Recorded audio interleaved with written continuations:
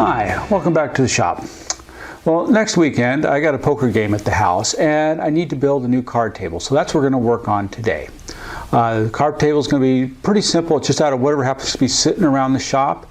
So I'm going to start by making the tabletop out of some 1/2-inch Baltic birch plywood, and I'll just rip a sheet strip down to about 30 inches.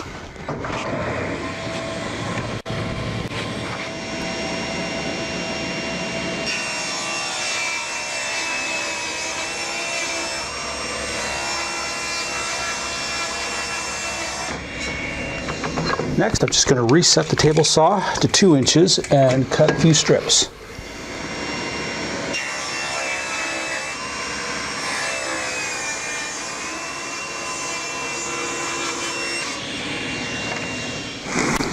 Next thing I'm going to do is just round over the ends using a simple circle cutting jig in my plunge router. I'll do this in a couple of passes.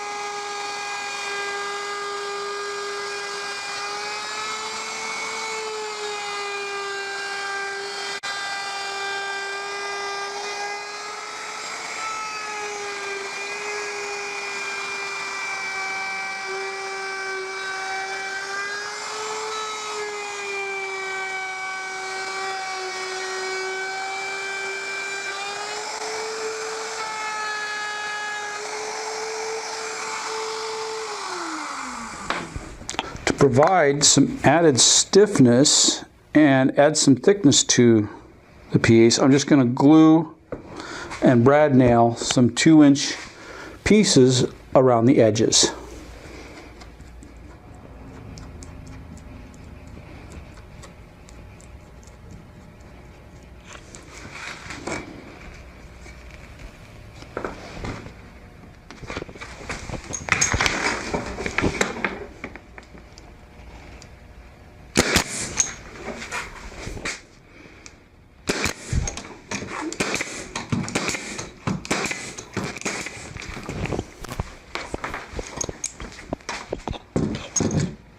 To wrap the ends of the table, I ran some lines out from my pivot point, and that just gave me some 6-inch arcs or something like that. I just eyeballed everything, and now I'm just able to lay the boards in place, and I'll use a straight edge to mark that, and I'm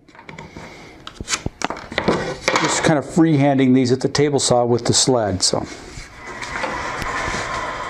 once I get everything cut and fitted exactly the way I want it, I'll glue and brad everything down.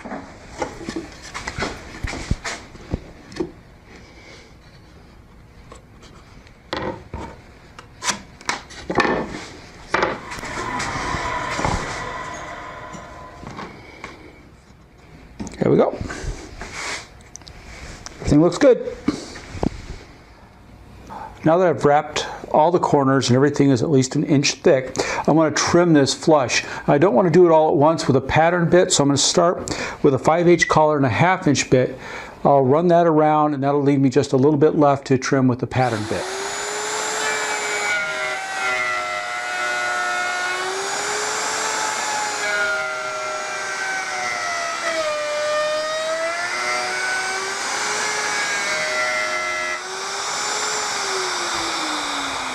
Last thing I want to do is use a pattern bit to get everything nice and flush.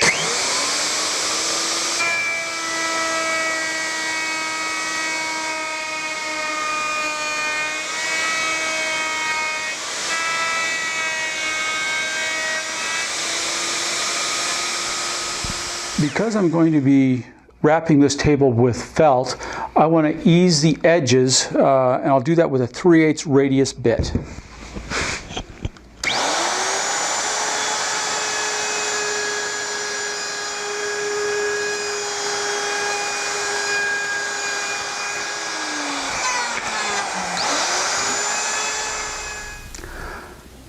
Now the top is almost done, we can start working on the legs. And for those, I'm just going to be using some axe handles that I've had sitting around and really aren't useful for any other projects.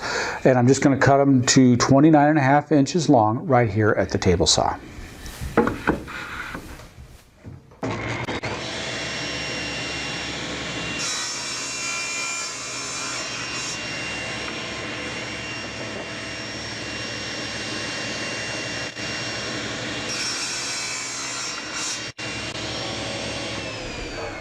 Now that the legs have been trimmed, I have some scrap oak that I just glued up in some blocks that are approximately 3 inches by 2 inches, and I'm going to cut these to 24 inches long.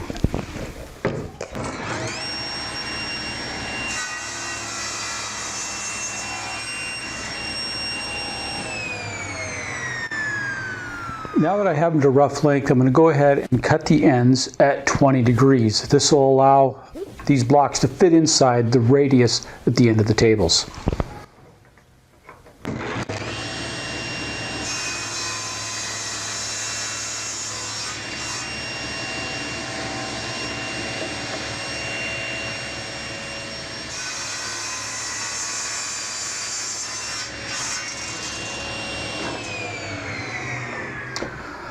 I want to form a tenon on the end of the axe head here so that it's going to fit into this block of wood that we just cut at the table saw. To do that, I'm going to make a round tenon using this attachment on my drill. But first thing I want to do is lay it out and remove some of the material so I don't have to do it all with the drill. I'm going to start by laying out the depth of the length of the tenon, which I can measure just off my block here, and I can make that mark.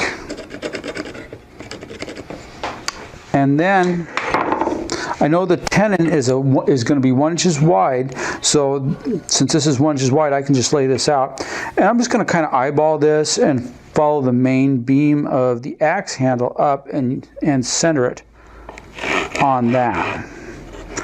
And we'll just mark that down. Okay. Now that I have this done, I'll take it over to the bandsaw and remove the bulk of this material so I don't have to do that with the tenon cutter.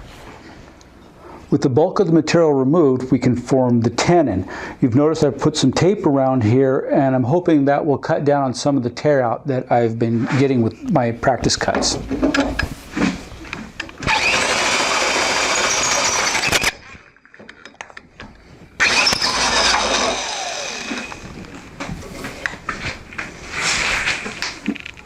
I got a little bit of tear out on the inside, but the rest of it looks pretty good.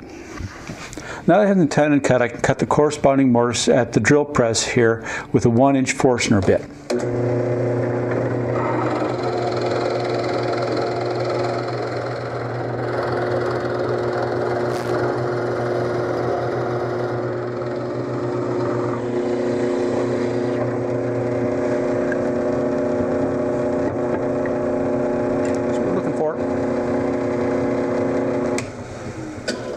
We're now ready to do a little bit of assembly, and for that I'm just going to be using some 5-minute epoxy. Just going to put a little around the end of each tenon. And these fit nice and snug, so and I got to beat them in. Now I want to turn these at just a little bit of an angle. About like that. That's one. Okay.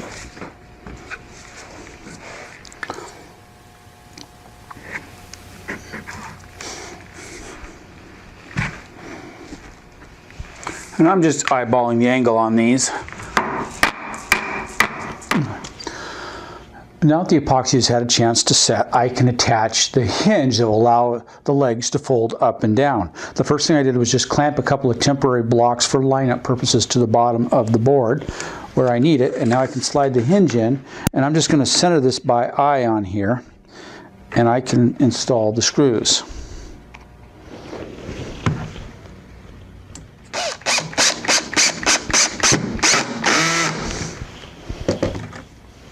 I'm now ready to attach the legs to the bottom of the table. Now I already have an existing layout line, and I found that if I push my legs back 2 inches from that line, that gives me plenty of room to fold them down and miss the other end of the table. The other thing you'll notice is that I've pushed the legs as far to this side of the table as I can. That's because at the other end I have them pushed in the opposite direction, and that's just so the legs will bypass each other as they're folded down.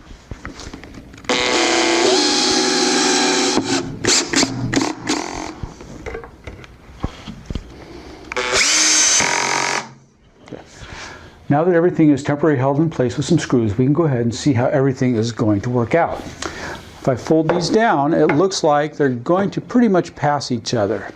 Now everything doesn't fit quite as tight as I would like it to right now, but I'll make a few adjustments and I think it'll be just fine. What we can do now is I'll remove the legs and start applying a finish to those while I put the felt on top of the table. So the other day, my wife wanted to go to IKEA, and so I, being the loving husband, went along with her. For those of you who have been to IKEA, you know that it has to be the inspiration that Dante drew upon. But we survived, and actually while I was there, I saw the finish that they were selling, and I thought, well, I'll pick this up and buy it. Now this is a water-based finish, so it looks real white and milky, but you put it on similar like you would an oil finish, where you would put on a moderately heavy coat, let it wait for about 20 minutes, and then wipe it off. So I thought we'll give that a try on this project and see how it turns out.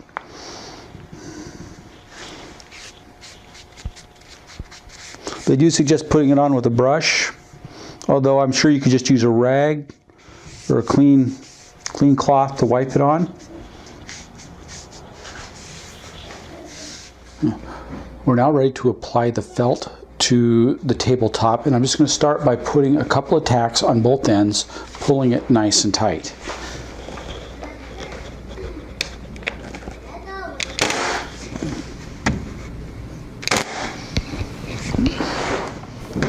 I'll do the same in the middle.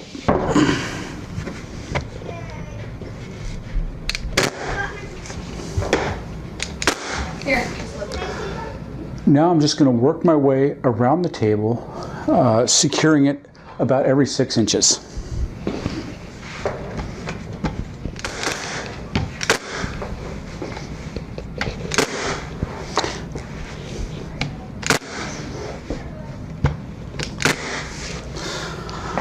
Well, that looks pretty good. I'll come back along later and trim off the excess with a razor knife. With the felt attached to the table, I reattached the legs and I drilled this 1.5-inch hole here so that when I lift this leg up and put it in place, I have a simple toggle clamp that I can push down, and that's what's going to lock the leg in place, and that seems to do a pretty good job. As a quick wrap up, I'll just let you know I've already had a poker game on this table and everything seemed to work out just fine.